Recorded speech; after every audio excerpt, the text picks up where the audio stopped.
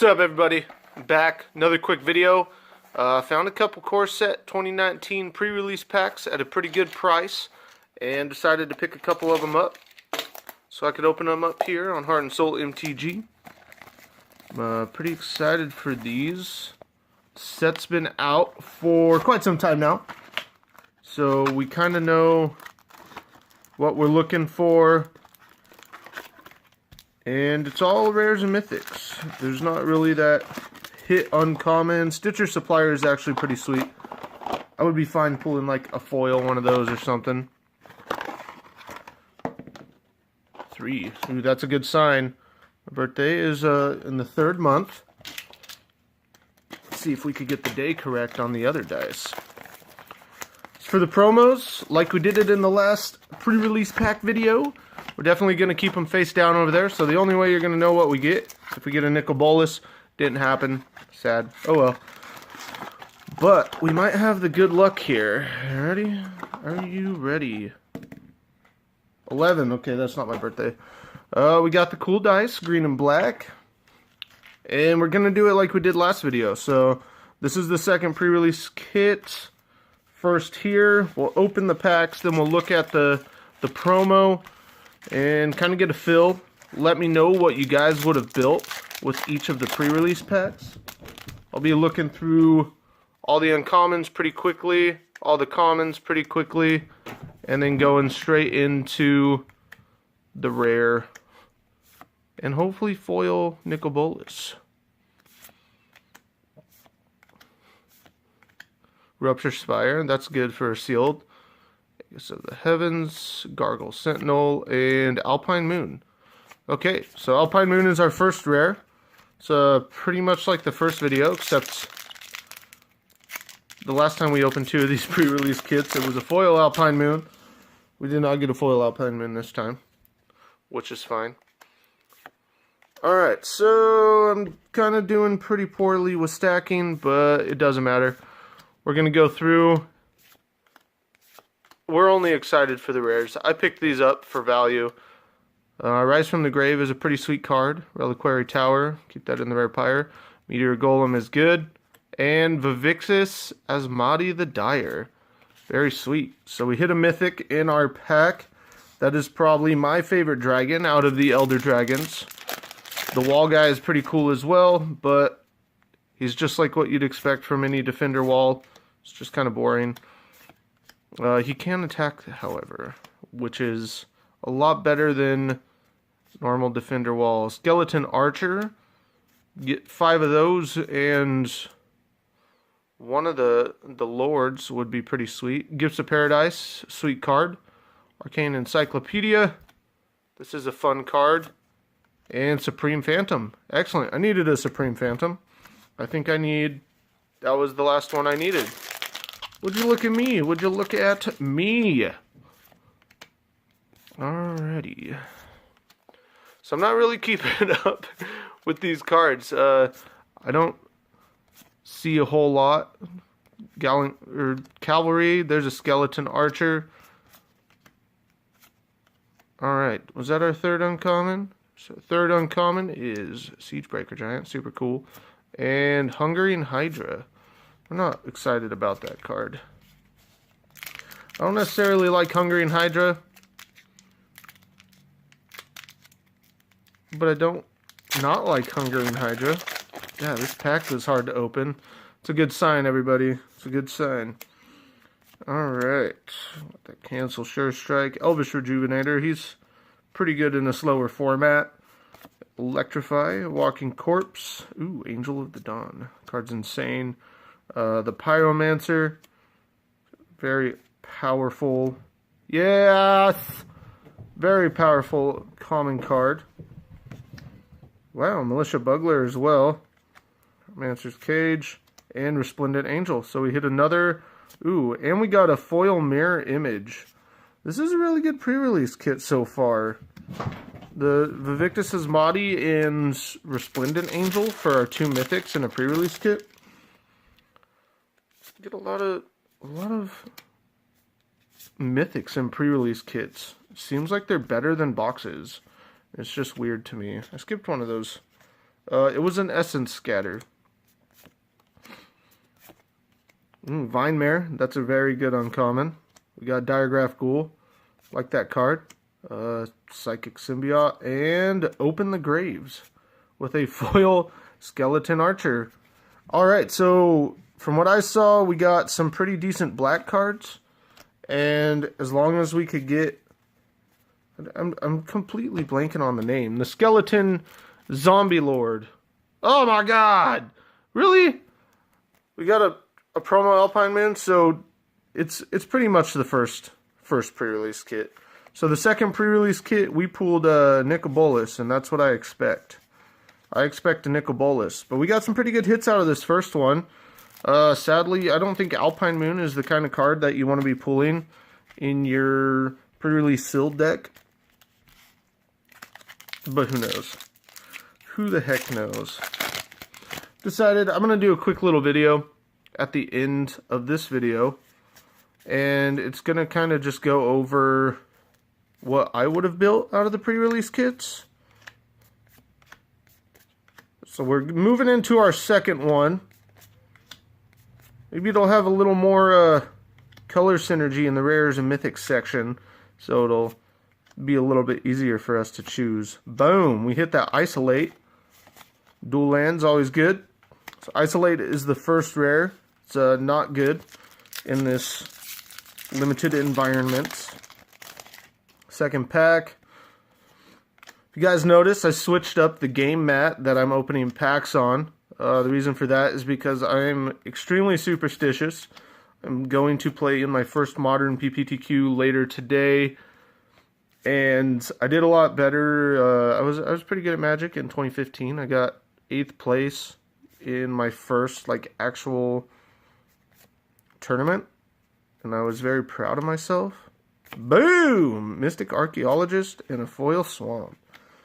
All right, Mystic Archaeologist is very good in limited.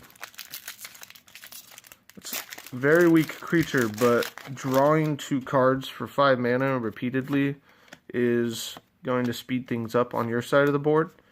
Just make sure your opponent's not going to be removing it. Totally Lost, Centaur Courser, Vampire Neonets, Havenwind Mage, Blanchwood Armor. The art on this card is sweet. Vampire Sovereign, Enigma Drake, and Mistcaller. So we're just getting a bunch of one-drop little boys. Mistcaller, Isolate. It's not too exciting. Not yet. So what could we ask for? We got 2 blue rares so far. I wouldn't say they necessarily work well together. Mistcaller is also not really a card that plays insane in limited. Fairy Finish. Ooh, Regal Bloodlord. That's pretty sweet. Phylactery Lich. The Foil Mountain. I was getting all the foil lands. Alright, so the Lich is pretty good. Definitely going to have some sort of artifacts in our pool. Hopefully. But we're not hitting mythics. Where are the mythics? Man, where are the mythics?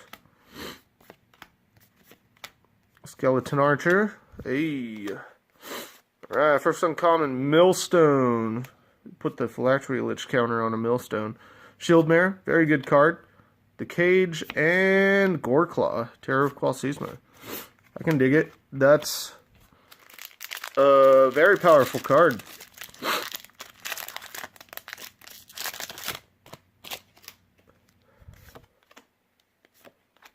Alright, last pack. Pre-release kit number 2. We got a very dark plummet here. Nice.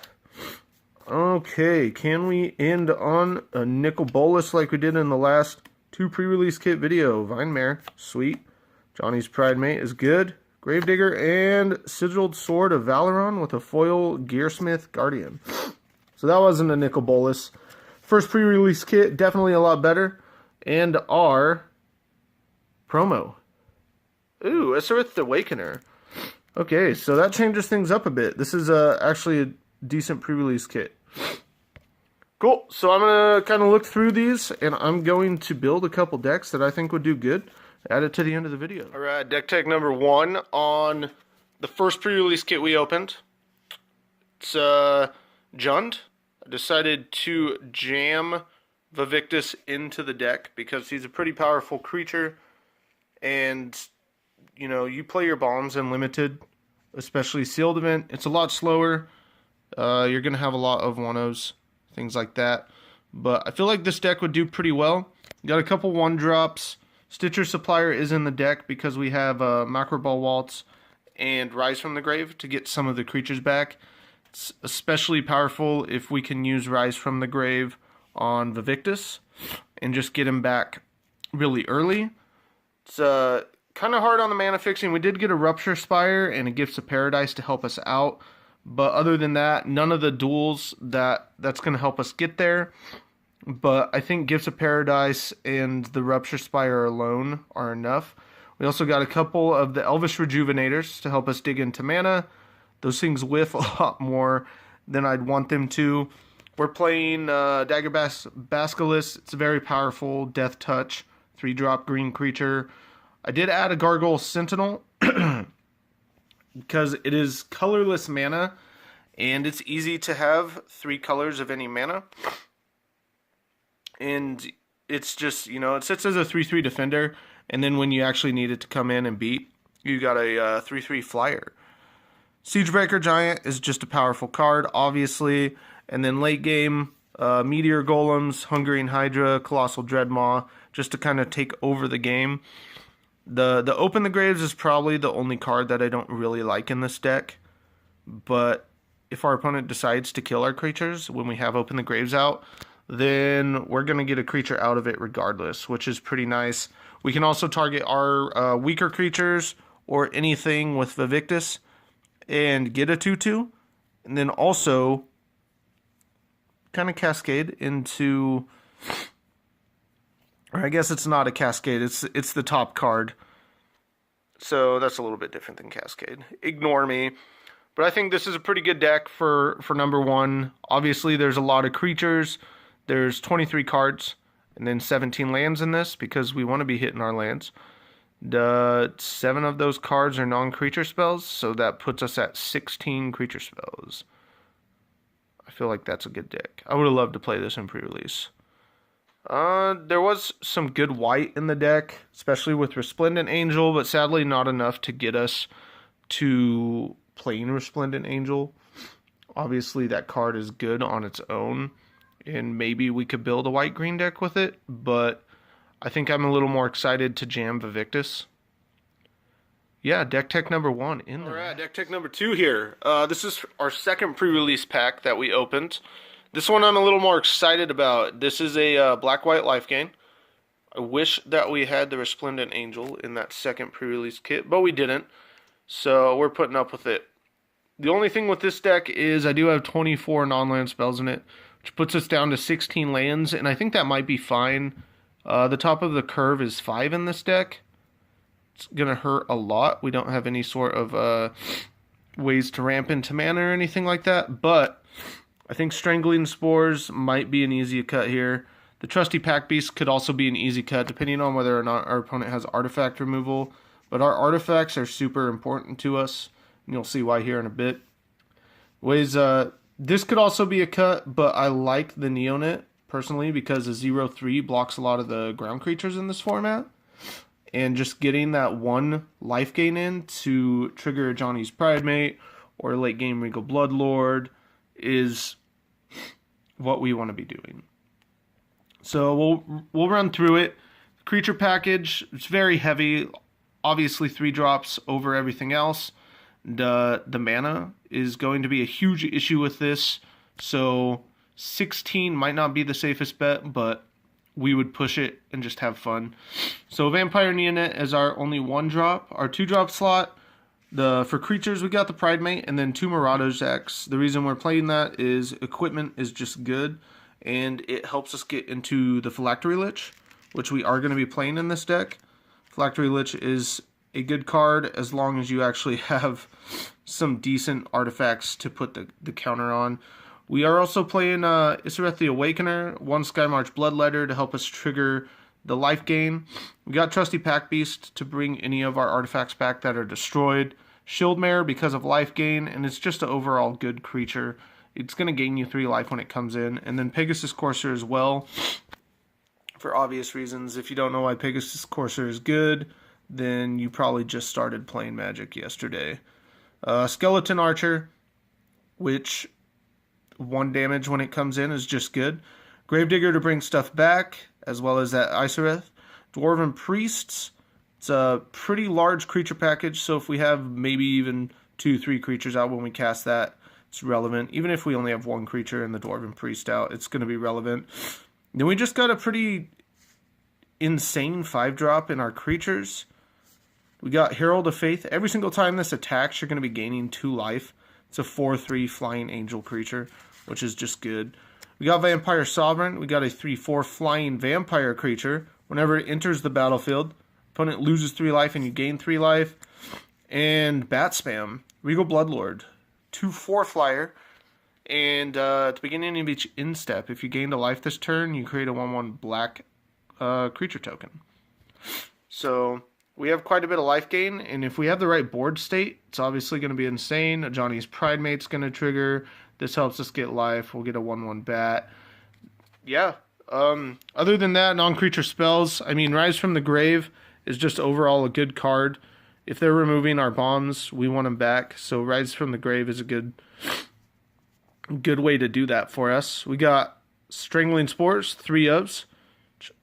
Depending on what our opponent's playing, Strangling Spores could be a cut, but I like it as a combat trick. Even if it's not destroying a creature, they're going to get -3, -3, and that's fine if you're swinging in with like a Phylactery Lich on an 8/8 or something like that. Or I'm sorry, not an 8/8, Colossal, a 6/6. So Phylactery Lich, he won't die anyways because he's indestructible, but you'll actually be able to kill their creature. Got a Hieromancer's Cage, some more removal, Luminous Bonds. And my favorite tidbit, Sigiled Sword of Valeron. So another creature spam card in our deck. Sword is insane. It's going to give your creature vigilance, +2/+0. It becomes a knight, which is not going to be relevant in this deck because we don't have the knight synergy. But whenever it attacks, we're going to spam out a 2/2 knight creature token with vigilance. That's also attacking. So put that on Phylactery Lich. We're fine with it. Hey guys, thank you for watching the deck tech videos.